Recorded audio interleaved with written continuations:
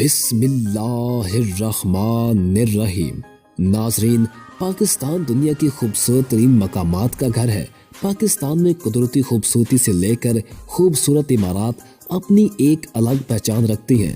لاہور، جو کہ پاکستان کا ایک اہم ترین شہر ہے، یہ اپنی ثقافت اور فن تعمیر کی وجہ سے نہ صرف ایشیا بلکہ پوری دنیا میں مقبول ہے۔ آج کی اس ویڈیو میں ہم بات کرنے والے ہیں لاہور میں موجود ایک بے حد خوبصورت مسجد بادشاہی مسجد کی۔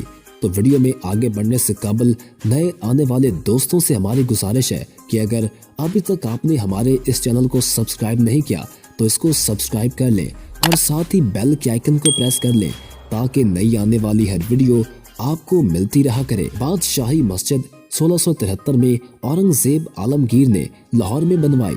یہ عظیم الشان مسجد مغلوں کے دور کی ایک شاندار مثال ہے اور لاہور شہر کی شناخت بن چکی ہے۔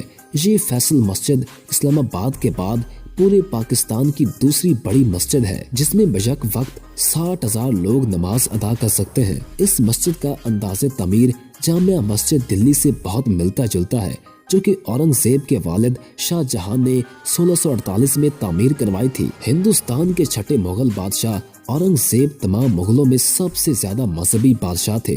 انہوں نے اس مسجد کو اپنے سوتیلے بھائی مظفر حسین، جن کو فدا خان بھی کہا جاتا تھا، ان کی زیر نگرانی تعمیر کروایا۔ 1671 سے لے کر 1673 تک مسجد کی تعمیر کو 2 سال لگے۔ مسجد کو شاہی قلعہ کے برعکس تعمیر کیا گیا، جس سے اس کی مغلیہ دور میں اہمیت کا پتہ لگتا ہے۔